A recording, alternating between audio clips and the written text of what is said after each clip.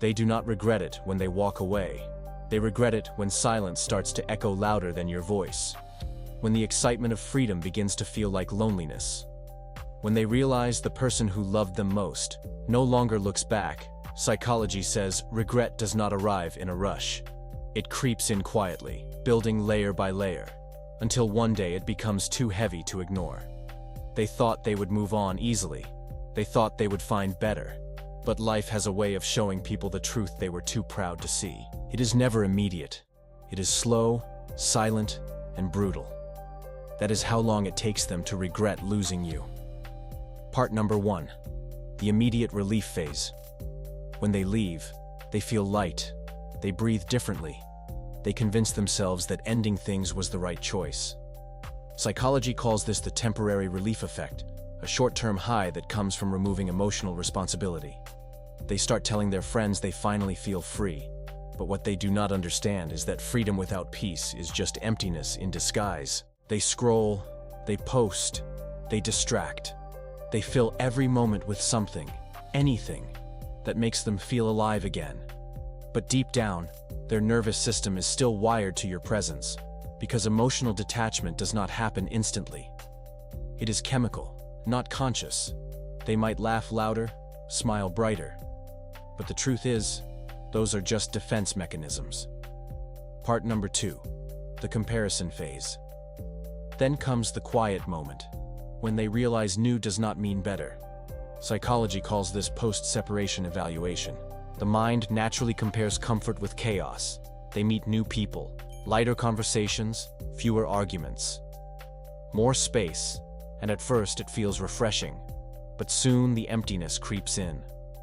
Because surface-level peace cannot replace emotional depth, they begin to notice how easy your presence made life feel, how safe your silence was, and how genuine your care felt. And now, every smile they fake feels forced. Every night out feels hollow. Every text feels colder than it should. Part number 3. The nostalgia trigger. Nostalgia. It is always something small that brings it back. Psychology calls it emotional recall association. A song, a scent, a time of year. Maybe even someone else's laughter. Suddenly they are back in your world, remembering how your voice steadied them, how your patience softened their edges they thought they forgot. But the brain does not forget emotional safety. It stores it, waiting for a moment to remind them, and when that memory resurfaces, it hits hard. Not with tears, but with silence, because they realize the feeling they are chasing and everyone else was the one they already had. They open your old messages, scroll through photos, hover over your name, but they do not text. Not yet, because admitting they miss you means admitting they made the wrong choice. And the human ego fears that more than loneliness. Part number 4. The replacement illusion. Eventually, they try to move on. They look for another you in someone else. Psychology calls this transfer attachment. The mind's attempt to fill a familiar void. At first, it works. The excitement, the novelty, the comfort of something new. But then, slowly, it collapses. They realize they are comparing without meaning to, noticing how this new person does not listen like you did, does not understand their moods, does not calm their storms, and suddenly, every good morning feels empty, every hug feels incomplete.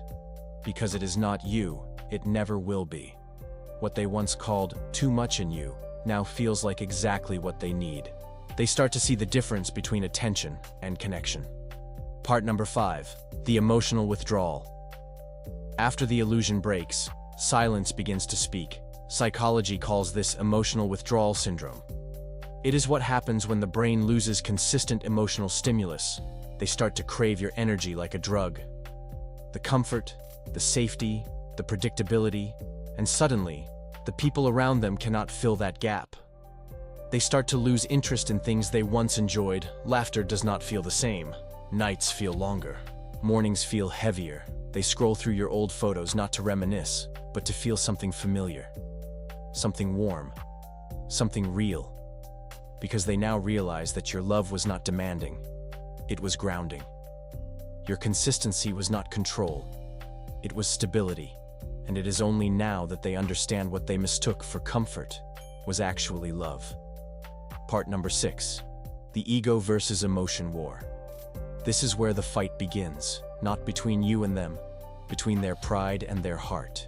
Psychology calls it cognitive dissonance, the mental discomfort of knowing you caused your own pain. They start replaying memories, rewriting stories, convincing themselves they had reasons.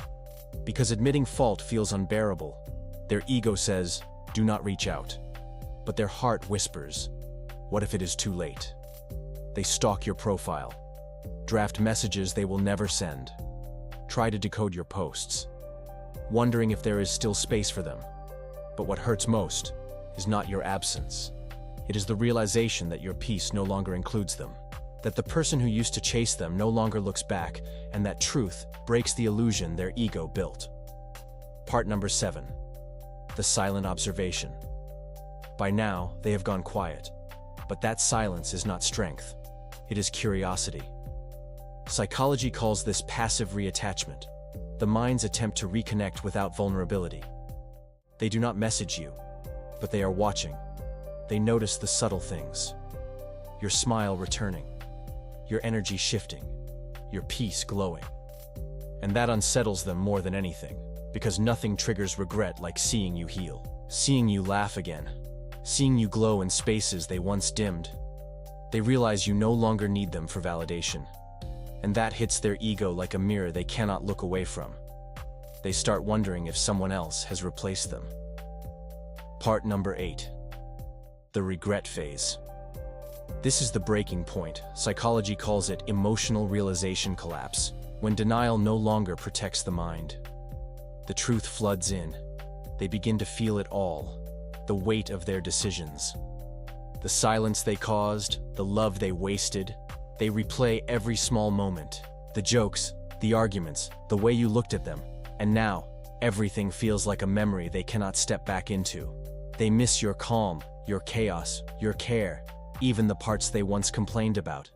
Because regret is cruel. It does not just remind them of what they lost. It reminds them that they had it and ruined it. Part number 9. The reality check. Then comes the moment they realize it is over, truly over. Psychology calls this delayed emotional processing. It is when the mind finally catches up with the heart. They see you moving forward. Maybe in someone else's arms, maybe just in your own peace. And that is when the real pain begins. Because they thought they had time, they thought you would always care, but now you are gone. Not angry, not bitter, just indifferent. And indifference hurts more than hate ever could. It is the emotional silence that tells them it is done. They start to understand that the love you gave was not replaceable. It was rare, one of a kind. And by the time they figure it out, it is far too late. Part number 10. The acceptance of loss. Finally, the storm quiets, not because they have healed, but because they have accepted the consequence.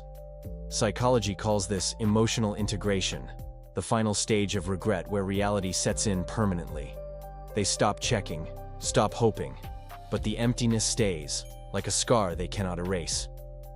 They think about you often, not always with pain, but with a kind of sadness that never leaves.